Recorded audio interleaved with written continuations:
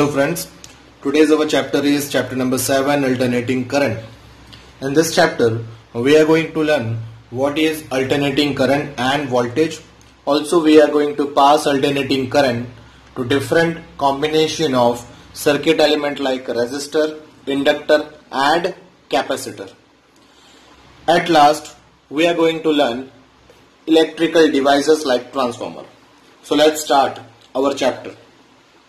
Alternating current is the current whose magnitude changes continuously with time and whose direction is reversed periodically. As you find here, this is alternating current which is shown between time and current graph. Here the value, the magnitude of alternating current is continuously changes. As you see, starting from 0 it is increasing. At one instant time it will going to be maximum, and then after it again going to decrease and become 0. In the other half again it is increases negatively and goes to the negative highest value, and again it comes to 0. So this is called magnitude changes with time, right? And you also find its direction, its polarity is changes periodically at fixed interval of time. At first half instant you find that it is positive, and here you find it is negative. Such supply is called alternating current. In comparison with direct current, that is DC, you find that in direct current it is a constant supply, right? Its value, its supply is not changes with time, right? So this is a direct current, while in alternating current it is fluctuating, right? It is alternating, it is changing, right? So such supply is alternating current. The equation for alternating current can be given as, for voltage it is given as, that is epsilon is equal to epsilon naught sine omega t, right? Or for current it can be written as, we know that current I is equal to epsilon by R. By substituting value, it is epsilon naught by R sine omega t. So this value epsilon naught by R can be I naught sine omega t. Clear? So this is the form of equation in terms of current. So it is I equal to I naught sine omega t. So this is a form of alternating current in terms of voltage, EMF, and this is in terms of current. Clear? As you find, this is in function of sines, so here we are represented sinusoidal waves, right? If it is here cos, then we represent a wave in cosinusoidal waves, right? Other alternating waves are also possible, like square waves, triangular waves and the mixed waves. Clear? Let's see now. Here value of I is the instantaneous value of current, and I naught is the maximum value, that is AC. Here I is instantaneous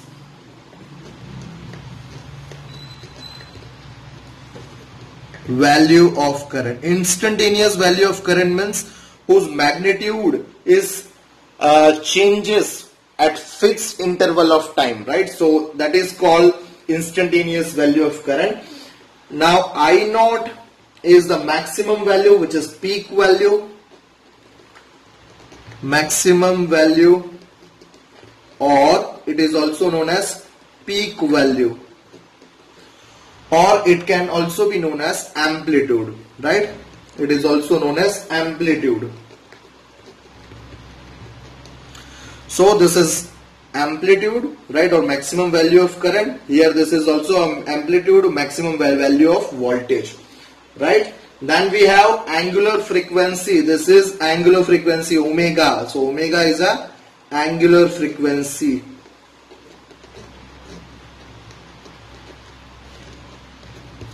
Remember, angular frequency can be given as, it is twice pi by t. Omega is equal to twice pi by t, or it can be given as 2 pi f, as 1 upon t, 1 upon periodic time is equal to frequency. So it is 2 pi F, angular frequency, right? Now, average value of alternating current for one complete cycle is always 0. Suppose as you find this is a one complete cycle up to here, it is one complete cycle alternating current, clear? And suppose the maximum value here is plus 5 ampere, here it is minus 5 ampere. Now we want to find what is the average value of this alternating current for one cycle. So for that we take an average. So average current is equal to plus 5 ampere plus minus 5 ampere whole by 2. So average value of current is, as you find, plus 5 minus 5 by 2, it is 0. So this is the average value, right, for one complete cycle. But don't be confused here. It doesn't mean that the power consumed in a circuit is 0. Clear? Means there is a different technique to calculate the value of current, voltage in alternating current, and that technique, that method is RMS, that is root mean square method, that we are going to learn in our next session. In AC circuits, current and voltage are controlled by three circuit elements R, L and C, that is the resistor, inductor and capacitor. For inductor,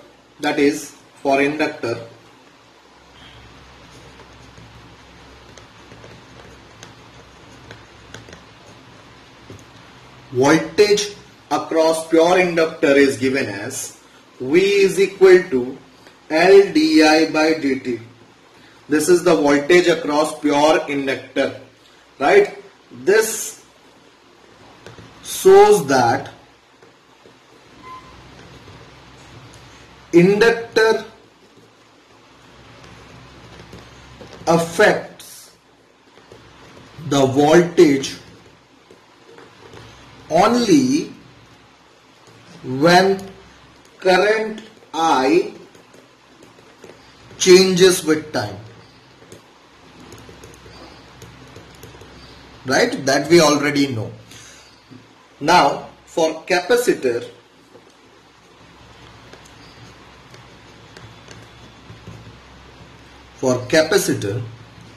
we know that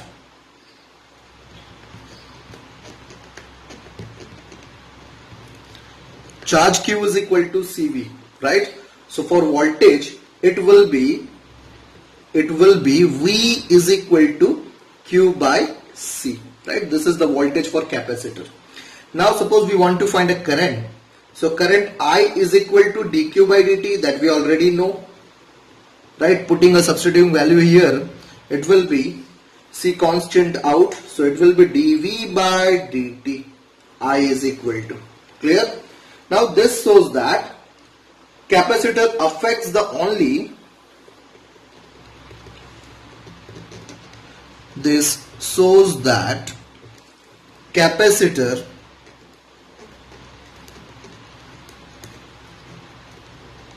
affects the only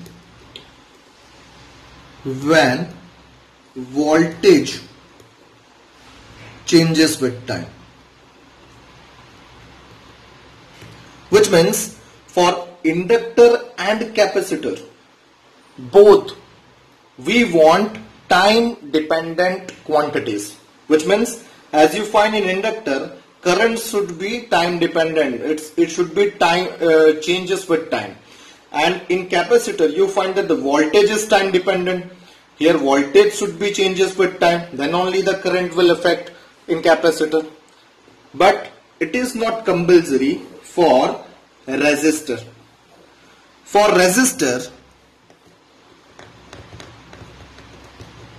resistor, we know that time dependent voltage and current is not required. Time dependent voltage and current is not required. Clear? So for that, voltage in resistor is simply V is equal to IR. Clear? Remember this. This is for inductor. Here this is for capacitor. This is the current for capacitor, and in resistor it is V equal to IR. Clear? Thank you.